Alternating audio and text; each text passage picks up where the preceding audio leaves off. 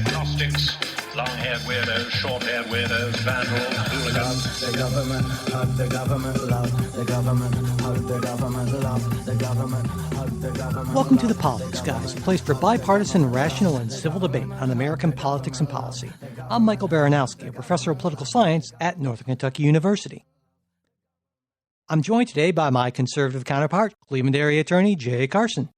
Good morning, Mike. Hey, Jay, I don't know why I said it that way. I said Jay Carson, but anyway, I guess hey, there you go. I want to give you the big intro. So, how are you doing today? I'm wishing that the Rothschilds would focus their space lasers here on Northeast Ohio because I'm freezing. Mike is the We will get into I think that a little bit, but before we do, we want to thank our latest Patreon supporters, Mike, who's actually a returning supporter, along with Emily, Caitlin, Eric, Adam, Kurt, and Stephen. Oh, and Michael as well. Mike suffered some sort of relapse. Yeah, sort of like, yeah.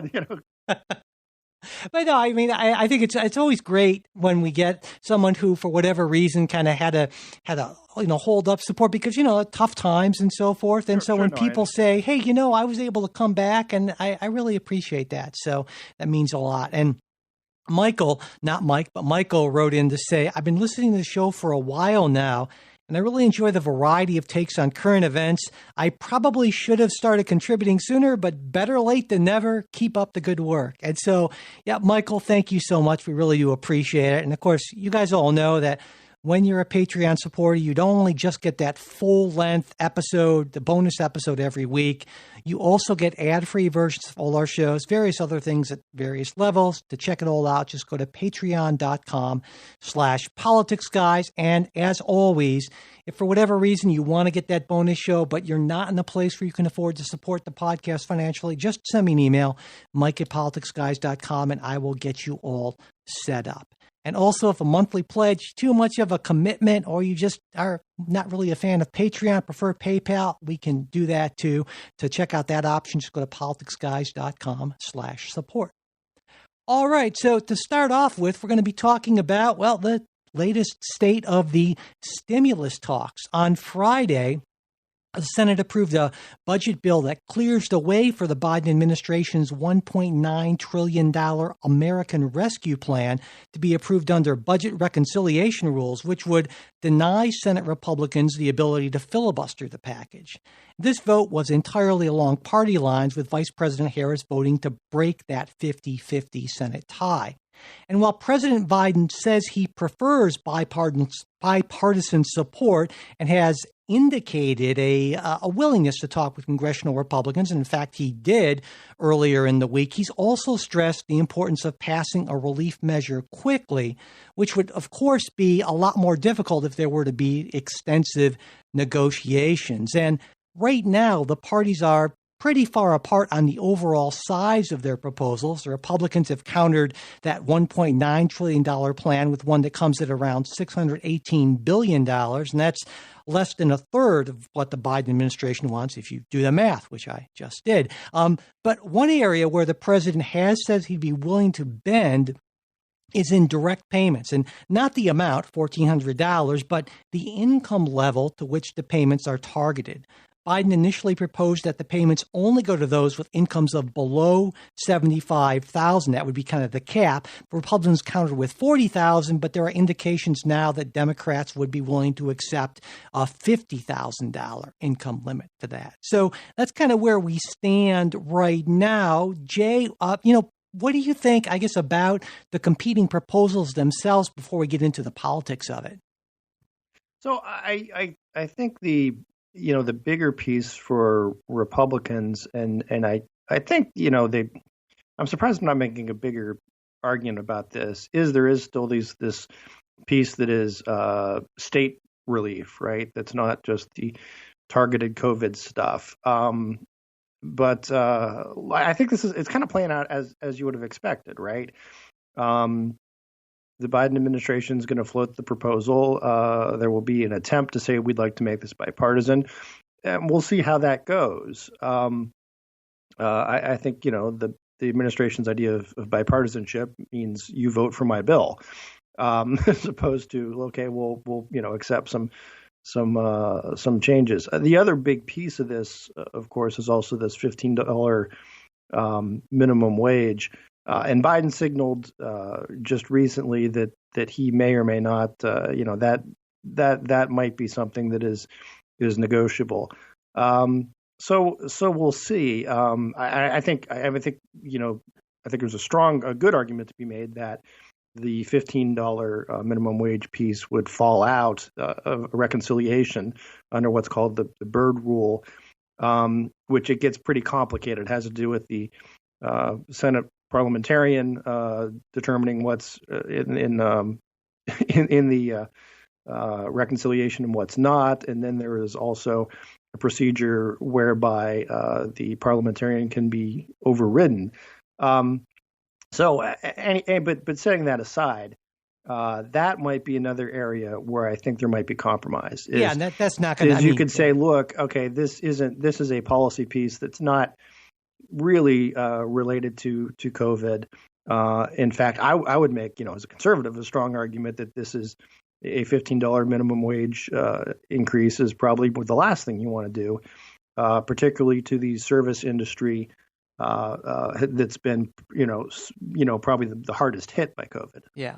Well, I want to get back to that state thing because you talked about negotiation and what the idea of, bipartisanship is. You accept this, and I get what you're saying there, but also, when the Biden administration says, well, we propose $350 billion in aid to local, state and local governments, and the Republican proposal is, we're counter with $0. I mean, there's, so I guess it's, that's a negotiating position. Yeah, it's fair to say, well, to what extent was this a good faith on both sides sort of offer, right? Because there are some pretty significant differences, not just that, but for instance, the Democratic plan has $170 billion for school reopening, $20 billion for the Republican proposal. That's only 11% of that, or unemployment insurance is $350 billion in the in the Democratic plan, $132 billion in the Republican counter. So, I mean, now that you could say, well, okay, that's a reasonable counter, but $0 is probably not so much a reasonable counter, I would say. Well, I think though, if you take a look at, and there's, I guess, separate issues. One, the state and local stuff, which as I can understand, I think Republicans have a philosophical, fundamental difference on that. On the school reopenings, though, I think there's some numbers to be crunched there because there's evidence that, look, a lot of the money that's already been shoveled out in the pipeline hasn't been spent yet. And I think it's not a frivolous argument to say, listen, we've put all this money out there and hasn't even been spent yet. Do we really need to put out more? And maybe you do, maybe you don't, but there's an argument to be had, and there's evidence to be taken, and testimony to be heard on those kind of issues, I think. Yeah, I on that point, I think that's true, but also I think people maybe have a misunderstanding to an extent about how that works. In other words, Congress can appropriate that money, and they certainly did late last year, right? But It takes quite a bit of time for that to work its way through the various checks and balances and it stages. Goes to it probably is distributed to some sort of state, and there's probably some sort of state funding formula in which it goes out to local school districts, and then those local school districts have to make some sort of decisions about what they actually use the money for. So yes, I think that makes sense. Yeah, my point is just because the appropriated money hasn't been spent, that's generally not an indication that it won't be spent or it isn't needed. It's oftentimes just an indication that it has to work its way through that process. And I don't think people necessarily appreciate how long that process can take. 6 months can seem like almost no time for that kind of process in many instances. Right. But the point is still money hasn't been spent, right? Yeah. And it may be if we're talking about, well, it gets spent 2, 3, 4 months from now. Are we really going to need that big infusion of cash then in another 6 to 9 months? when we may be in a much better situation from the pandemic. Right. And then the counter to that is, well, the schools actually are incurring these expenses, but they don't have access to the money to spend or may not. And so, but, your point, I think, is still well taken, is that we need to understand exactly how these flows are working and what's going to be spent when and what may be needed. So, yeah, absolutely. And to me, that's basic. That's a basic oversight kind of question, right? Yeah, absolutely. So, and I should also point out that Larry Summers, who's no conservative, certainly, in many, he's been, was a Obama era top economic official. He wrote an op-ed piece in the Washington Post this week, arguing that while it's certainly better to go too big than too small in response to something of this magnitude, this kind of economic crisis caused by the pandemic. His argument was that the Biden proposal might actually be considerably too big. His estimation was around 3 times the size of what the CBO projected to be the economic shortfall due to COVID. And if you look at that, you would say, well, it looks like the Republican counter is right about. If you do the math, Mike. Exactly right about that. Now, being fair, kind of looking at the other way, of course, it's not just about the top line budget number. It's about where it goes. And so you don't want to just kind of make a straw man out of that. But, Summers raises some important points. Like, for instance, have we just basically decided that we can borrow as much money, we can borrow trillions and trillions and not have there ever be any inflation? There are some people who say, yeah, that's modern monetary theory and we can go way further than we have. And maybe they're right, but we certainly don't want to find out that they're wrong. And there's a certain lag time there. But I think, to me, more importantly, a more important consideration here is, if we do this, if we go 1.9 trillion big, which is my sense of what's going to happen, well, that necessarily then constrains what the Biden administration can do, what the government can do in other areas, like, for instance, infrastructure or some sort of, Green New Deal or something like that, because you can't do. There won't be the political will to do all of these things, because, understandably, people say, we just spent 1.9 trillion on this, so we don't have the money for infrastructure. We don't feel comfortable. And, I think reasonable people can come to different conclusions, but just simply saying, well, we're going to do it all, that's not, I don't think, a reasonable conclusion to come to. Yeah, no, I'd agree with you 100%. I would hope that, I think there have been Republicans out there, conservative thinkers, who have looked at this pandemic silver lining and sort of this, the big explosion in spending, and said, well, at least now we can say, okay, we've spent this money and now we need to really look at tightening our belts and looking at some of these considerations that we haven't before. I mean, stuff like entitlement reform, that kind of thing. But with the idea, the modern monetary policy idea that, well, you just keep borrowing till whenever, or that there's always more rich people to tax.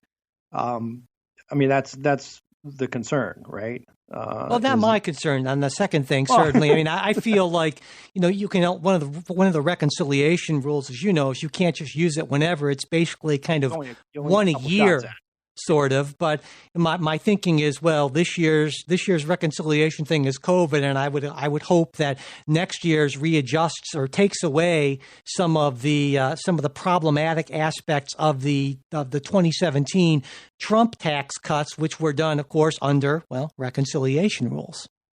So, but I mean, my understanding, I think you get, and there's some dispute over this. I know there was a discussion among congressional Democrats a couple of weeks ago about, well, maybe we can use reconciliation a lot more, just depending on how you. Yeah, I don't think so. I think it ends up. Yeah. I'd agree. It's a disputed issue. It's a stupid rule, by the way. It's a stupid rule. It's a ridiculous thing, because it was designed as a response, essentially, to the really bad idea of changing the filibuster to make it easier to filibuster. And then all of a sudden realized, well, we actually kind of need to pass a budget. So let's have these special rules. It's like this whole kludgy sort of thing. And the real answer to this is reforming the filibuster. But no one seems to want to have that conversation, at least not in Congress. It's like this, well, should we keep it or should we eliminate it? And that's a false choice. And it just really just ticks me off. I know it does. But so another point I wanted to hit on, just on the sheer numbers of the budget. So, a year or so ago, I mean, when let's say March of last year, when COVID first hit and hit hard, I think there was a lot of sense of the look, go big or go home, right? This is, and I, as the fiscal conservative that I am, I think made statements on this very show that look, this is the emergency. If you're going to have a lot of government spending, now is the time. And sort of if the house is on fire, you get out the fire hose. You don't worry about the water bill. Yeah, exactly. Exactly. Yeah. And I think that's right and that's correct. A year into it, I guess the question is, do we still need to be the fire hose on? Right. And at what point do you say, OK, look, the fire is mostly out. And I think there's some evidence to say, listen, the unemployment rate was 6.3. That's not great. But it's also, that was kind of a Tuesday in the Obama administration, right? It's not, we're not looking at the 15% unemployment rate that we were seeing in April of last year. And I think there's a sense of the economy is recovering. Could it recover quicker? Sure. But how much of that is a matter of pumping out government money or extra checks to people, and how much is it just getting places reopened? Well, that's part of it. But the other part of it is, of course, because of that huge spike in unemployment, where essentially, major parts of the economy just shut down, then you have a lot of these budgetary shortfalls. You have a lot of things that didn't happen. Yeah, exactly. Yeah. And that is why, of course, a lot of people on the left, myself included, believe that it's important to try to address these issues on the state and local level. And I understand, and I think it's a reasonable critique to say, well, that doesn't mean that this is just some sort of a grab bag to make up for maybe decades, but there are ways. Decades of profligate pension spending. But there are ways of designing state and local aid that make sure that is minimized at least. And so I would argue that on this package, a reasonable counterproposal to $350 billion, as opposed to saying, well, zero is our counter, saying, well, less, but also we want to make sure it's targeted for specifically COVID-related funds or tax funds that weren't received because of COVID. But I didn't hear that. Yeah. And so the lack of, and I wanted to talk about that too, the lack, it seems to me, of good faith, the fact that it seems like people on both sides are more interested in having the issue, even in the midst of this crisis, than sort of negotiating in good faith is kind of disturbing to me. Again, I'm the cynic, so I would say it's not surprising, and I suppose it's not surprising, then it's less disturbing to me.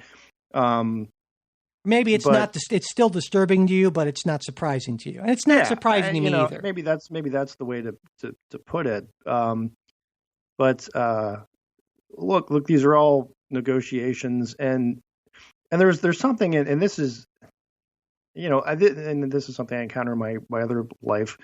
There's something inherently dishonest in negotiation a lot of times, right? It's just the nature of the beast.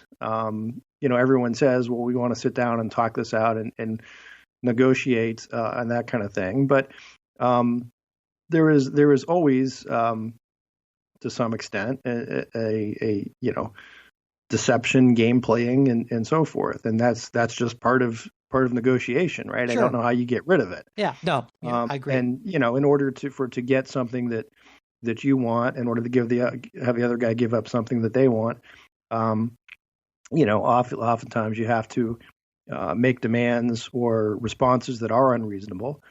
or focus on bits and pieces that do not seem to be part of the big picture. And look, I can understand the Democrats. I mean, they have a lot of pressure from their constituents, from some of these state governors, from saying, "Hey, look, if you're throwing out money, we can sure use some for some of this other thing," and realizing full well, like we just said, that once this big COVID bill is spent, once COVID's over, it's going to be tougher to pull that money out for, say, hey, we need to bail out Illinois' pension system, right? So I completely understand why Democrats are saying, look, if we're gonna do it, let's do it now while we're it's the sure, spend one the shot palooza at well, certainly for a while, absolutely.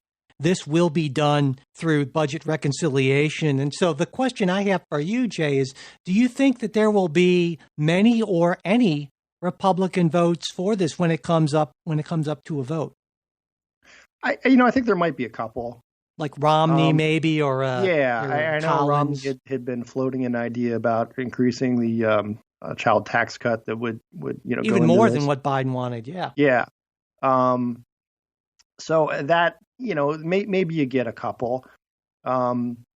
If I'm putting on my cynical strategist hat, I would say that Republicans, you ought to make Kamala come across the street, right?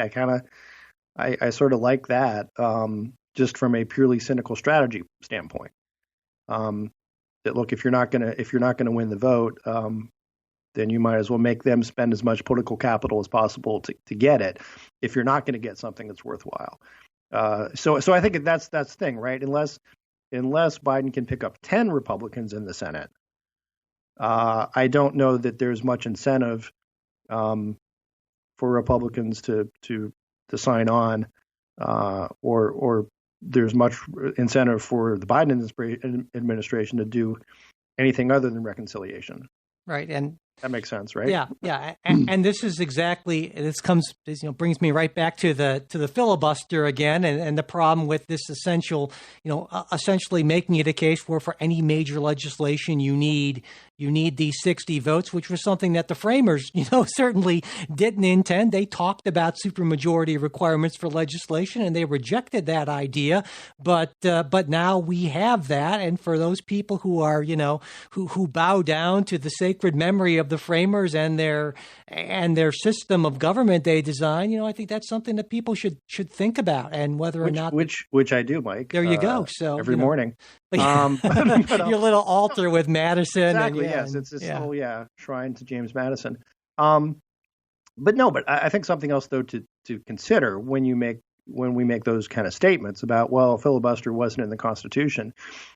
Keep in mind the Constitution really envisioned a different role for the Senate as compared to the role it plays today, right? There was not a direct election of senators. Senators were elected by states and were there to, as George Washington said, be the saucer that cools the hot cup of tea, and was sort of immune by popular passions because they were not popularly elected.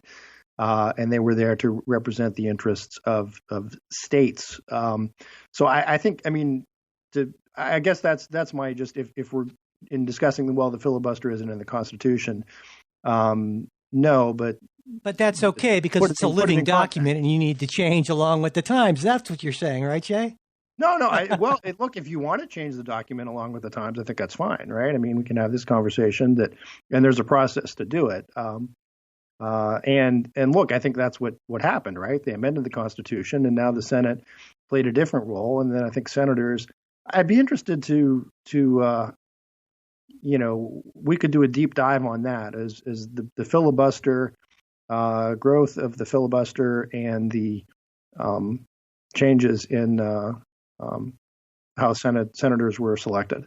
Yeah, well, really, That'd be an interesting actually, and historical deep dive, but, yeah. I'm at the point in my class where we talk about congressional procedure and the filibuster. And if you actually take a look at filibusters over time, it's basically almost a flat line until the 1970s, where it shoots up right after. And this is the Democrats. Mike Mansfield was the majority leader, and they decided to change the rules.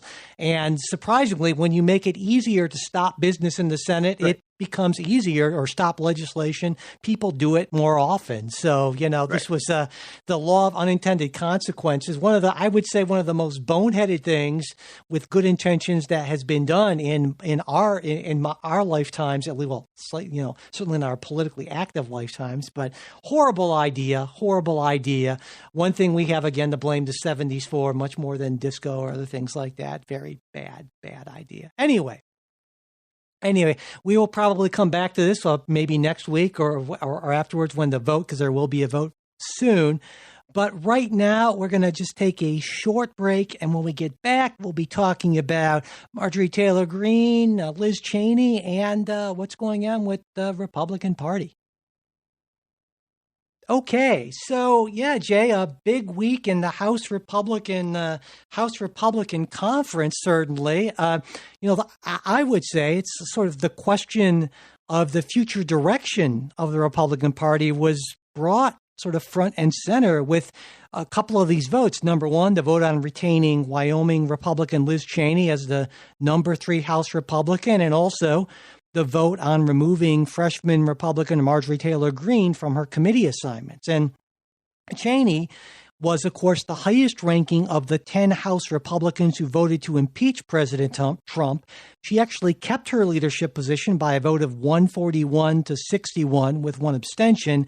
And we don't know who voted what way on that because the ballot was secret. But what we do know is that 30% of the House Republican caucus voted to remove Cheney. Now, far fewer House Republicans. Go ahead. 70% didn't. Yeah, exactly. But still, 1/3 is, but yeah, fair point. That's the other way to do the number, obviously.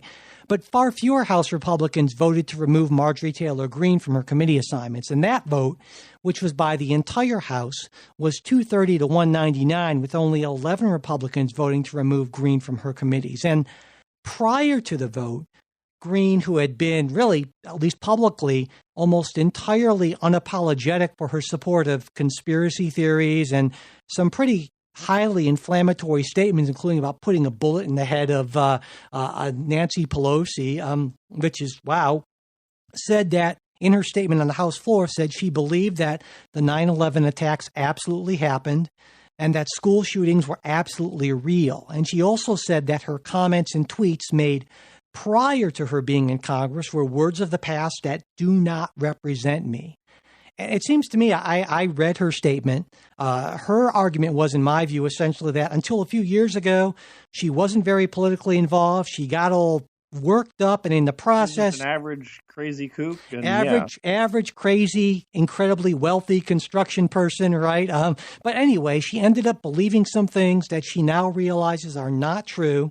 And that when she realized they were false, she stopped liking on social media and promoting them. Now, others have pointed out, well, you've been promoting some stuff since the election, and so how does that square with that? But we can get into that. Anyway, but unlike the Cheney vote, members had to go on the record with this one, which almost certainly made it, in my view, a more difficult call for Republicans who might be concerned about any potential backlash from the base. And in addition, I think many Republicans viewed the vote as overreach by House Democrats because the minority party has always enjoyed the privilege of assigning and removing its members from committees. So, yeah. Jay, what's your you're our House Republican here. What's your take on this? Well, I think that the Cheney vote, again, to me, this seems very much. I read it very much the opposite that you do. That if you have 70% of the caucus voting for you to keep you in leadership, you're in a pretty secure position. And again, that's the secret vote. People could have pushed, and if they had really wanted to express dissatisfaction, could have done so, but they didn't. So I think that's telling. the Marjorie Taylor Greene, I think the other piece to remember is that, she has been sort of heavily sanctioned. I think Mitch McConnell, who's at this point the nominal leader of the party, has called her a cancer on the Republican Party. So that's you're not in a good place if your nominal leader of your party is not just disagreeing with you, but calling you a cancer on the party. You think Mitch McConnell is the nominal leader of the party? I'm really surprised by that, because it seems to me that Donald Trump is the nominal leader of the party, and I guess that's really the question. I think I reject that idea that Mitch McConnell is the one who's really is at the center of gravity of the Republican Party, and on that. To me, it seems like the fact that almost a third of the caucus feels that one of the caucus's leaders, one of the party's leaders, should be removed for voting to impeach the former president. That to me suggests that there's a pretty important split within the Republican Party. Yeah, well, but consider in any caucus, on any given day, there's always people who are jockeying for leadership.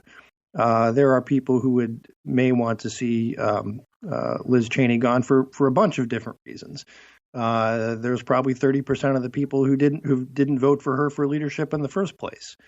So that's I guess I don't see it as if this were the really grave sin and everyone's really afraid of Donald Trump, or everyone really believed that Liz Cheney ought to be removed from leadership, you would have seen a much bigger number there.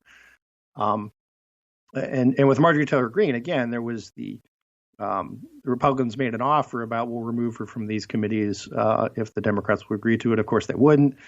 And then you set up this strange situation, and I completely understand Republicans voting against removing, having the other party remove one of their members from committees, crazy as she may be. I think at some point you stand up for the principle about, look, this is something that's never been done, where the majority party simply says, hey, minority party, we're going to tell you who you can have on what committees. And setting Marjorie Taylor Greene aside, I think does the punishment fit the crime? Two, what's the limiting principle? Well, let me ask you about that, because not that long ago, in fact, a little more than a year ago, I think it was, that Kevin McCarthy had a similar situation on his hands, right, with Representative Steve King from Iowa. Yep. And he made a remark, comparatively speaking, fairly innocuous, comparatively speaking, to what some of the stuff Greene has said. No, I would actually say King's remark was really more problematic. So you think it's less problematic to have Marjorie Taylor Greene saying maybe a bullet to the head for Nancy Pelosi is an okay thing? That's less problematic? I'm not saying that, but I'm saying, again, looking at when the remarks were said, the nature of them, the Steve King remarks were, I think you would say, explicitly racist. And Marjorie Taylor Greene is just plain nuts. Well, and so I guess let's pull back. Let's pull back, because what Steve King said in an interview was, in context, white nationalist, white supremacist, Western civilization. How did that language become offensive? So, I mean, okay. At one point, as I understand, this statement was, "What's wrong with white supremacy?" Well, I mean that was literally the statement from Steve King in the New York Times interview that caused all this. So there might have been other, paraphrasings and so forth, but that was what he said. Okay. And whereas, again, the Marjorie Taylor Greene thing, among other things, right, space lasers by Jews that caused California fires, okay, and also, again, that idea... That seems far-fetched. Well, yeah, but again, the idea of saying, well, maybe we should execute, maybe it's a good idea, even saying this in jest, to execute the Speaker of the House, I don't think there's any comparison there at all. Really. And so McCarthy acted and removed King from all of his committees. And in this case, though, McCarthy decided, well, we'll just remove her from the Education Committee and put her on something else So, I mean, I don't think it's unreasonable to say, hey, look, you did this for Steve King for one remark.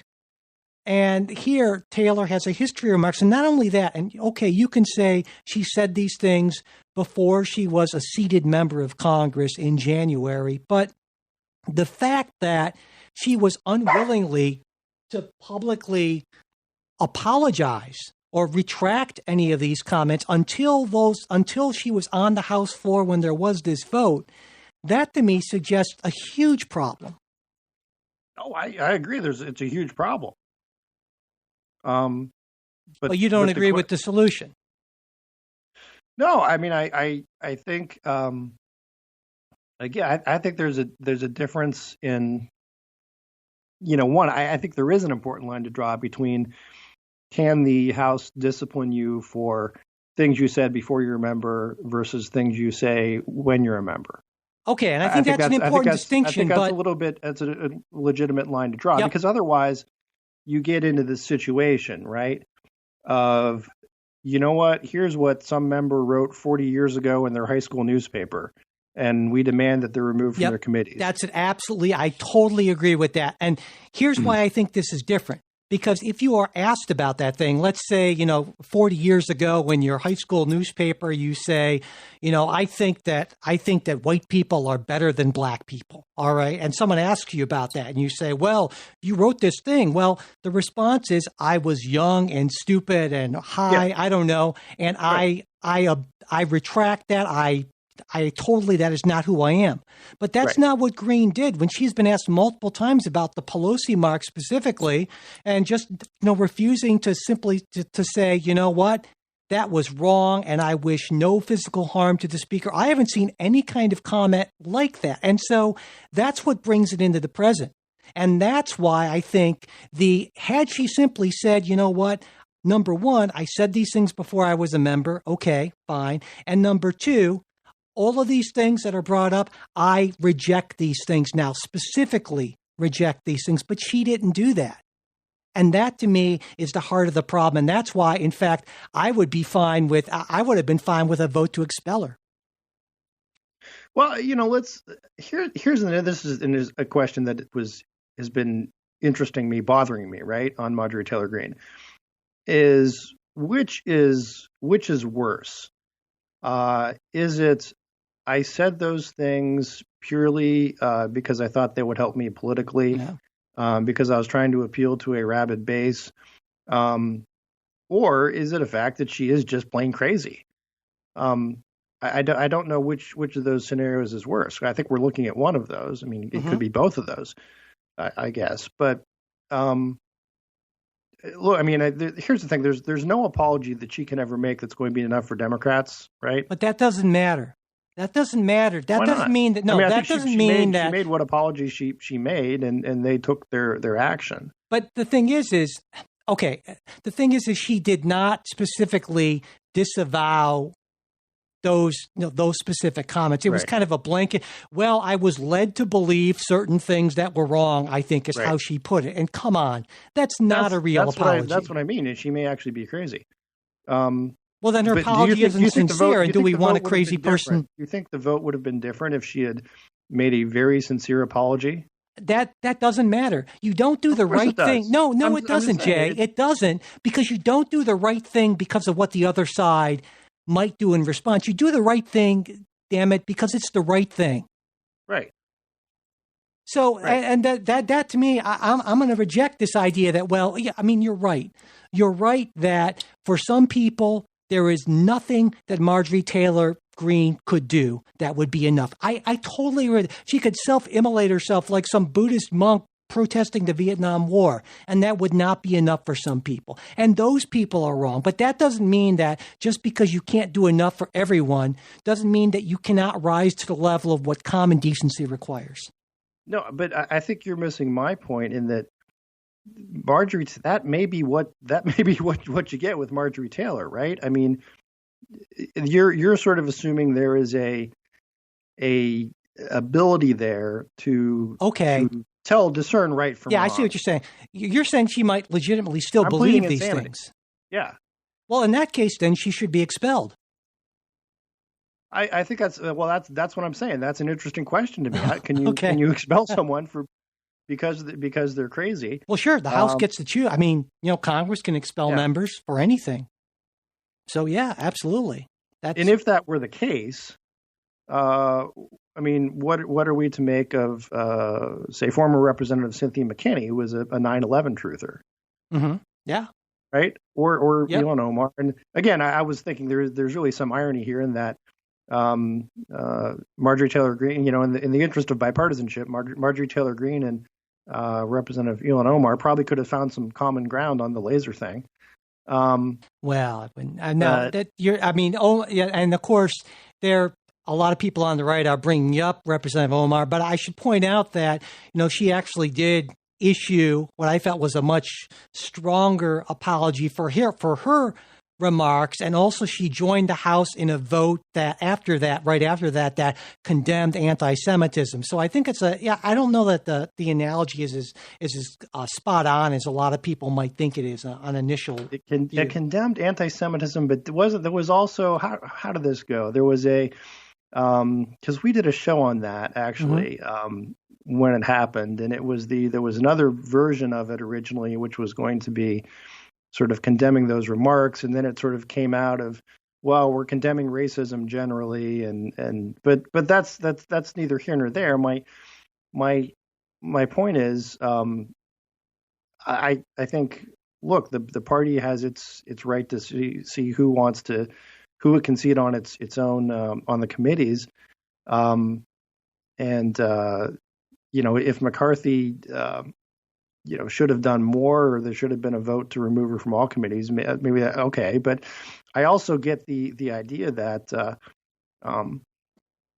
you've got two situations, and again, I know you're not going to like this when I get into the cynical, pure strategic thinking, but look, if you're the other side and can call upon the other party and say, look, we don't like what this member said before they're in office or while they're in office, we demand you pull her off all their committees. And that party either does it or then has to have them removed. I think that's a big problem. And yeah, I hear you. This is something that you as McConnell said to Harry Reid, I mean, this is something you're going to regret maybe sooner rather than later. You know what? I'll take issue with that. I understand what you're saying, and I get the argument. But as far as I'm concerned, whenever a sitting member of Congress has made remarks about executing the Speaker of the House or any other member of Congress and refuses to disavow those remarks, no, I'm serious. That's a line. I'm willing to vote to expel that member from Congress every single time, Democrat, Republican, or anything else. So if you want to draw that line in the sand, I'm okay with that line. All right. So I would, yes, that expulsion is okay if we're proposing murder. Yeah. Or not disavowing previous proposals or encouragements or endorsements of murder. Yeah. So that kind of gets to my next issue, though. Where is the limiting principle in terms of what the majority can do to the minority? There's never been one. I mean, the House gets to decide its own rules for membership, and it's always been the limiting principle for anything in House rules is whatever a majority wants. So more than half of now this is last year's Congress, but most of them are the same, right? But so more than half of the Republican caucus in the House supported Trump's contesting the election. Mm-hmm. Would Nancy Pelosi be within her rights to say, I don't want any of those people serving on any committees? Sure, absolutely. Okay. She could say that, and then there would be a vote. I mean, Congress gets to decide its own rules, including who gets to be on committees. And the limiting principle is exactly what the majority will tolerate. It's the same thing for the limiting principle of democracy in general. What's the limiting principle of how crazy you can be and be elected to Congress or be elected to the presidency? Well, whatever you can get enough people to vote for. That's the limiting principle in a democracy. Point, though, doesn't that run into an issue of disenfranchising voters? Well, yeah, absolutely. And then the limiting principle is what voters are going to do in response. Hey, elections have consequences. But I guess yeah, but that's sort of the problem is you can't disenfranchise voters because of I guess the consequences, right? I'm not. Are you saying that? Well, you're talking about expulsion as opposed to removing her from committees. Both. I mean, because remove your committee. I mean, let's that limits her effectiveness for her constituents to some degree. Well, not as far as she's concerned. She said it would have been a waste of her time anyway. So apparently, this is something that didn't really matter to her at all. More time to spend surfing the internet, but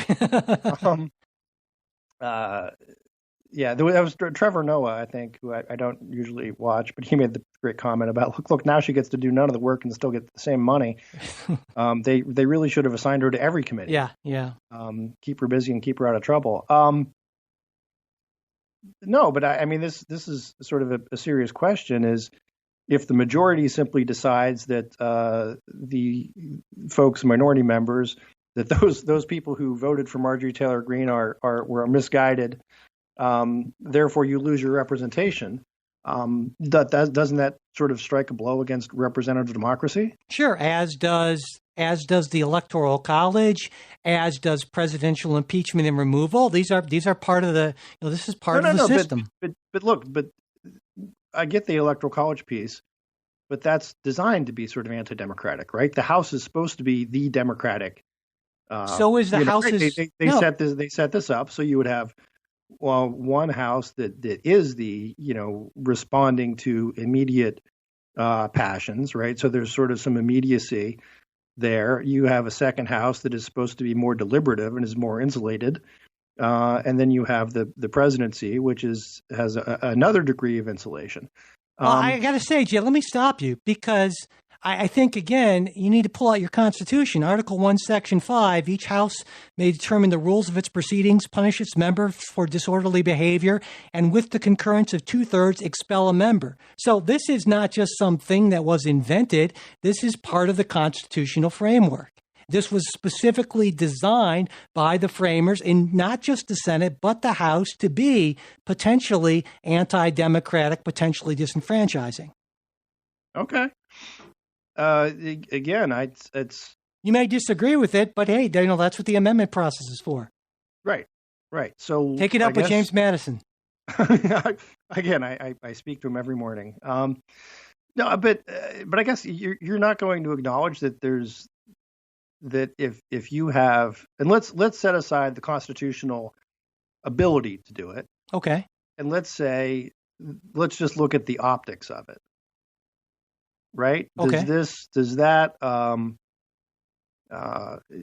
do we think this is something that is helpful to the legitimacy of the perceived legitimacy? Oh yeah, and I agree with you on that. Yeah, when you're going to say, look, we're not going to let you people talk because we don't like you people. Absolutely. I mean, it's a very extreme thing, and it should be reserved for only the most extreme cases. I mean, that's exactly the argument that Republicans have been making for Donald Trump not impeaching or not removing when he was president him. So yeah, I certainly agree that it is a very extreme thing, and it should be taken done very, very judiciously. So yeah, you and I agree on that. Okay. So I should point out, before we move on, that in the interim, Greene has raised over $1.6 million from small donors since all of this started, which, there you go, seems to be pretty effective, at least on that level. So, all right. Before we do move on to talk about, President Trump, his impeachment trial, we'll take one more short break and we will be right back. Okay, so President Trump's second impeachment trial is scheduled to begin early next week, and I think we're starting to see the approach that both the prosecution and the defense are likely to take. The House impeachment managers filed their pre-trial brief this week, and it focused mainly on his incitement to the insurrection, but also argued that the president's slow response to the Capitol attack constitutes dereliction of duty, which I should point out is a charge not made in the article of impeachment itself. Now, the filing submitted by the former president's legal team argued first that it's unconstitutional to hold an impeachment trial for a former president. And you kind of read through the response. It's like irrelevant, irrelevant, irrelevant. It's kind of fun to read in a sense. Right. But also that in any case, the former president did not incite insurrection against the United States. And in response to the charge that President Trump spread false claims about election fraud, the defense denies that these claims are false. Also, the House this week, the House impeachment managers requested that President Trump testify at the trial, a request which Trump quickly and, in my view, rightly rejected. So, Jay, I thought maybe we should start here with the question that is at the heart of Donald Trump's defense. And that's the question that 45 Republican senators agreed with, that it's unconstitutional to try him in the first place because he's no longer president. What do you think about that? I will say, in all honesty, and I think this really ought to apply to most anyone who discusses this topic, is to say beats the hell out of me. Right? I mean, this is there actually I've done some reading on both sides of this. Alan Dershowitz has had a good op-ed about why it's unconstitutional, and I'm trying to think who it was who took the other side. But I read both of them and found both of them convincing. Yep, me too. And I guess this is the problem is this is something that is so weird. It literally is unprecedented. It's also something that I think no matter what happens, if it were ever referred to any court, they would look at this and say, hey, that's a political question. We're not getting involved. Yep. So it's not like there's real precedent to even point to. And there's precedent about removal of other impeachment of cabinet officers after they've been out. So I would say, look, if this is purely academic of can a president be impeached after they're out of office, if you're asking me which way I'm leaning, I would say I'm leaning that yes, you can. But to me, the other question is sort of like, okay, if it's unconstitutional, who's going to do something about it? Yeah, because I agree with you entirely on this, because the only thing the Constitution directly says is that the Senate has the sole power to trial impeachments. And so that's it. And as you said, the Supreme Court would ultimately kind of say this is a political question, which means that the Senate gets to decide. And so it's not so much a question, it seems to me, of whether it's constitutional or not. It's whether or not the Senate decides it is appropriate, if that makes sense. Yeah. I think that's right. There's no court to appeal this to. Right. We could be wrong on that, right? I mean, maybe somebody appeals and maybe the court says, yeah, we will take this up. It's not a political question. I think that the chances of that happening would be like 1,000 to 1. Well, maybe you could find a district court judge who would agree with that, right? I mean, Right. But still, I think by the time it gets to the Supreme Court, they would say we're punting on this. Yeah. But just really, really quickly, Jay, that word punting, yes. It has a negative connotation, but I don't necessarily think it always should, because that suggests that, well, the court should decide all of these things, and it raises some important separation of powers issues. They're attempting to dodge something. Yeah. Right. And I know I get your point. And yeah, that's you could say what they're not punting, but they are appropriately declining to exercise jurisdiction where they don't believe it exists. Exactly. Now, of course, there are issues where the court just, uses that as an excuse to punt. I just wanted to make that distinction because in this area, I really don't think that a court not ruling on this would be kind of trying to avoid making a tough call, but actually would be appropriate because in my reading of the Constitution, the Senate gets to decide what it wants to do here, period. Yeah, no, this would seem to me, again, to be a political question if there ever was one. Yeah. Yeah. Now, and again, the jurisprudence on political questions is kind of skimpy, right? Again, it just doesn't come up that often. It's not like there is a, real big backlog of cases you can look at. But anything involving the legislative branch, right? Anything that where a decision is assigned to the legislative branch has almost always been found to be a political question. So, and the other thing, I guess, is it seems to me that regardless of how you look at this, it is a very convenient way for Republicans in the Senate to not have to take a tough vote because you can just say, well, I mean, I guess you would agree with that, obviously. Yeah, no, absolutely. And look, I would say it's not, I think by, as you pointed out, by saying it's unconstitutional, that is sort of the same as saying the Senate saying we think this is unwise or inappropriate. And look, if it is a political question, then you're completely, that's their right to try to draw that line. And if you have the votes, you have the votes. Yeah, but I think the language is important. So this is one of those areas where I differ from you, like as opposed to what we talked about just a minute ago with Marjorie Taylor Greene, because I think this is something that is really completely assigned, and it is purely political power. And if you got the votes, you got the votes. Yeah. But I think the language is important, because by saying it's unconstitutional, that makes it sound like, well, it's out of our hands. Even if we wanted to do it, we couldn't. But by saying that it's inappropriate, that's a different sort of thing. And this to me really is a dodge. What? Right. I think they could say, listen, we don't, as the Senate, we don't believe that the Constitution empowers us to do this. So we're not going to do it.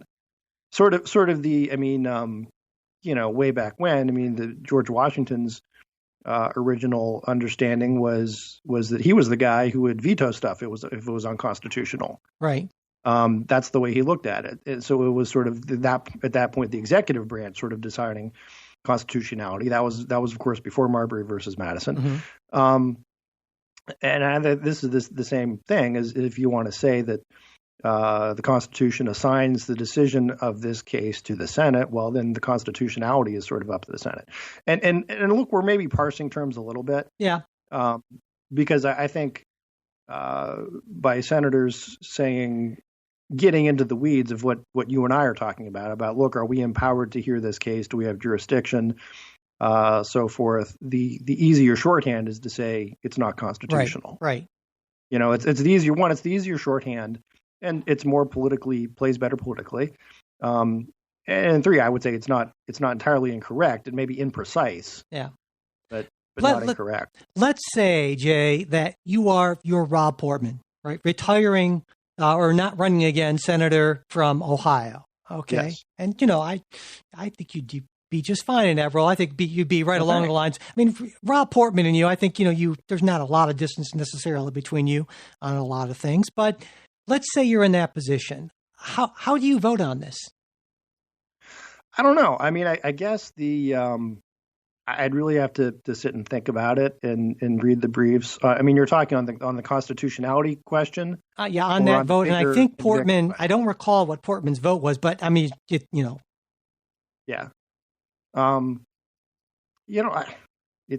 Here's, and I'm going to go back to where I was a couple of weeks ago, that the bill of impeachment, I think overstates it, right? And I think they would have done better to have focused, as they did in the brief, on more the dereliction of duty, or as I had said, sort of what gross.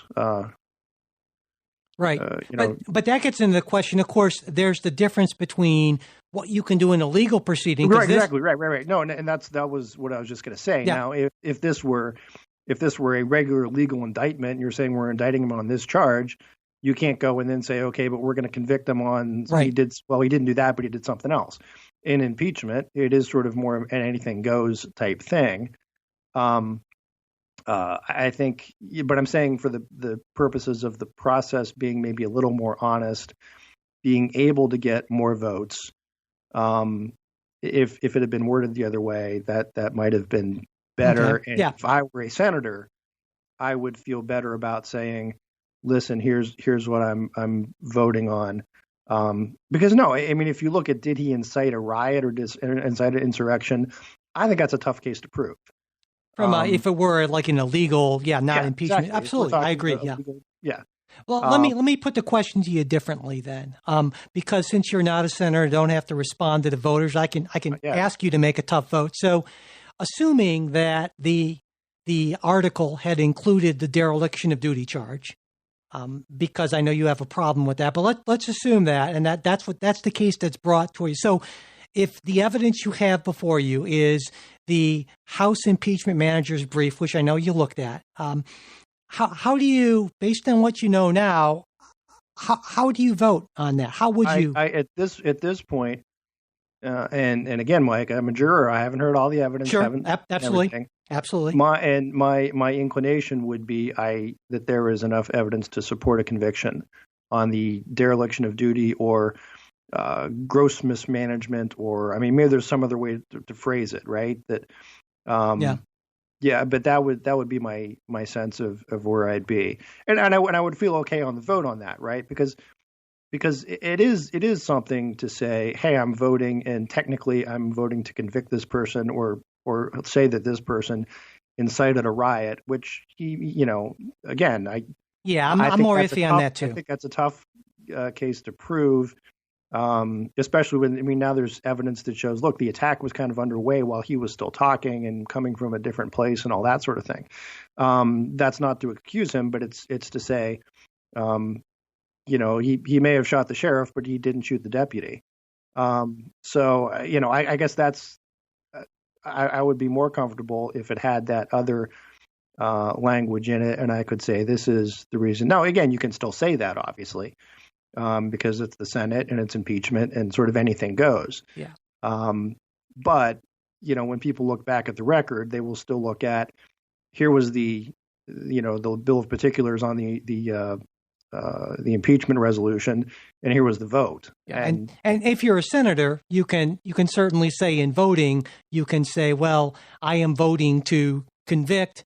I'm voting to convict based on this and not on this in the article, and that's perfectly okay, and the record would obviously reflect that then. Yeah. But it seems to me if somebody wanted to dig deep and into the how did everybody vote and why, but and it seems like we agree on this, that the dereliction charge is a much easier one to demonstrate than the incitement, and it's going to come as no surprise that I would also vote along with you on that certainly. But I don't think that's going to happen. I don't think you think that's going to happen either. No, I don't. Because here's the other thing, and I think we talked about this, a couple weeks ago when we talked about, where Kristen and I would be on impeachment. And I said, look, there's sort of a legal test I look at, there's a factual test, but then there's also the prudential test. Sure. And I guess that's sort of the prudential piece of it, is, because I think a lot of people will look at this. I understand Democrats won't look at it this way. But people who are struggling with the pandemic and are waiting for the relief package would say, wait a minute, why are we bothering to impeach this guy who's already out? And again, I get you can say, well, then he won't be able to run again. You can say, well, because it's vindication and it needs to be said, there needs to be something on the record. And yeah, I get that. But to me, the prudential piece of it and the idea of moving on and getting back to normalcy, and not just, post-COVID normalcy, but post-Trump normalcy. Yeah. Does that. And I don't like the precedent of impeaching someone on the way out. It strikes me it's not quite the lock her up chant, but it's a little banana republic-y.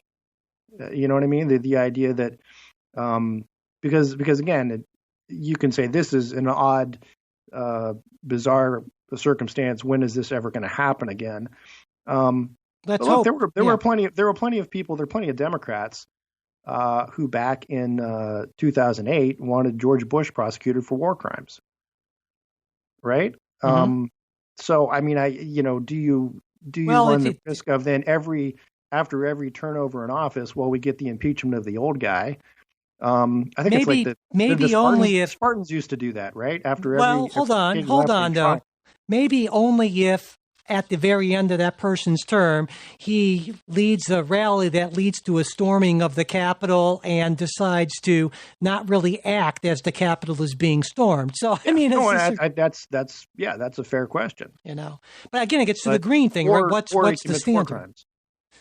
But again, I think that Donald Trump, and I hope that Donald Trump is an isolated example, and we don't see the Marjorie Taylor Greenes and the Josh Hawleys of the party kind of picking up that mantle. And I know you feel the same way, as does you and I and Mitch McConnell are all on the same page here. Yeah. So And that's rarely the case. no, yeah, that's definitely rarely the case. And so, But no, I Right. mean, you understand my concern of yeah, the balancing of the sure. what good that you get out of a conviction, out of Yeah. a vindication, right? So to speak, may be outweighed by the future abuse of that process. Yep, absolutely. I think that's an important question to keep in mind. And you have to, like you said, you have to weigh, well, how important of a deterrent might this be to future people, saying that if you go down this road, you will be disgraced and humiliated and that sort of thing. And you'll lose your political future, as opposed to, well, how much disunity does this cause? Yeah, that reasonable people can come to different conclusions about that. I totally agree. So on Trump testifying, your position is that he should not be called to testify. Well, no, I'm saying that he was smart to refuse to testify, because there's no way that could work out well for him, right? So no, I mean, I don't know. Depends on what you mean by. Depends on how you define well, right? How so? Good. Well, I mean, I'm interested in hearing. If the idea is we're going to put Donald Trump in front of cameras for hours on end and let him talk, I'm okay with that. Donald Trump would like nothing better than that.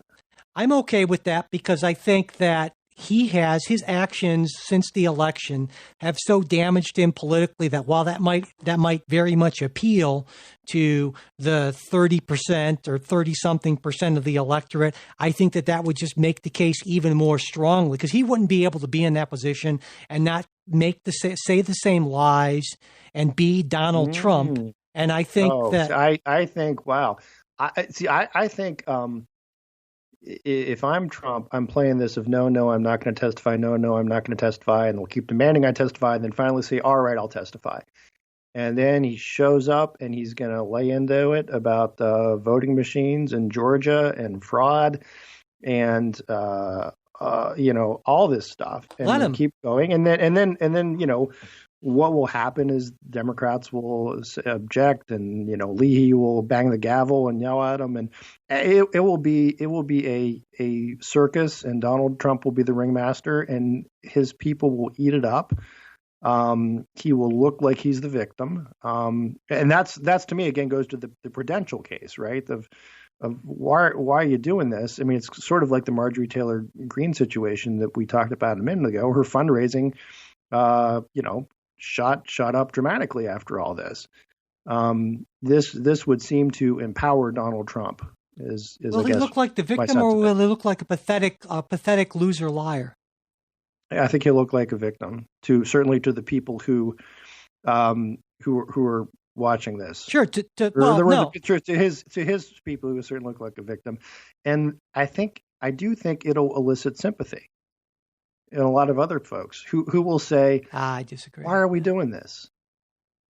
I think it will. What's the point? He's out of office. I think Donald Trump will remind us why we are doing this by his statements. I think after, like I said, after the election, and especially after January 6th, I think you look at just the public approval numbers, you look at the people supporting going on with this impeachment in the Senate, impeachment trial in the Senate, and I think I'd love to see him testify, because I think it's good to have this reminder of the sad, pathetic, horrific loser that Donald Trump is. Yeah. So here's the thing. I think, and this is, I think this is a piece that a lot of Democrats are missing, is at some point or another, or maybe not at some point or another, sooner or later they're going to have to be the party of something other than we're not Donald Trump. And look, here we are. This was, it's February 6th, and we're still talking about Donald Trump.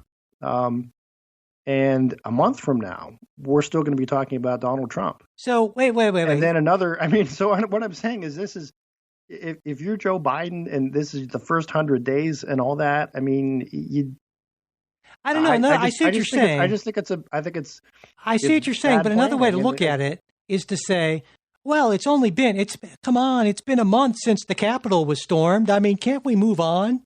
Yeah. I mean, we have to consider the magnitude. Or you could say, as Biden sort of said in his inauguration speech, look, democracy won. It's over. Trump's out. Now let's move forward with my agenda. Yeah, and I think But both can happen. I think it's going to be an issue of, they're going to appear to be, beating a dead horse. And what do you do at the midterms, right? I mean, vote for us, we'll impeach Trump again. I mean, Well, see, I disagree. The Democrats are pretty clearly for a lot of things. You disagree with a lot of those things. Right. What I'm saying is every minute that they focus on Trump is a minute they can't focus on those things. And sometimes you have to focus on these things to make a point about larger principles and the fact that certain actions will not stand. And I think this is an important hill to stand on, and I credit the Democrats for doing it. Okay. All right. Well, that I think brings us well past what I thought we were going to. Well, our time at least. But there's a bunch of things, Jay. About Donald Trump. There you go. A couple of things that we didn't get to that we will be getting to in the bonus show. An important foreign policy speech by Joe Biden. We're going to focus specifically on how his Middle East policy is a pretty decided difference from Donald Trump's, and even a bit different from the Obama administrations, as well as some more voting machine company lawsuits, and maybe we'll even get into some listener mail. And so, if you are a supporter, that will be in your feed sometime by, I think Wednesday of next week. I was a little late with it for this week. Sorry about that, guys. But also, of course, if you want to find out about becoming a supporter, patreon.com/politicsguys. And again, remember, if you can't afford to become a supporter, but you want that midweek show, it's not a problem. Email me, mike@politicsguys.com, and I will get you set up. We would appreciate it if you could subscribe to the show, leave ratings and reviews, and especially if you could share episodes on social media or email or however you want to do that. If you want to get in touch with us for any reason, mail@politicsguys.com is the easiest way to reach us. We're also on Facebook and Twitter, and you'll find those links in our show notes. The executive producers of the Politics Guys are Bruce Johnson, Wilma Moreno, Andra Masker, Daniel Toe, Chris Wilkerson, and Nathan Sosnowski. We'll be back with a new show next week. We hope you'll join us.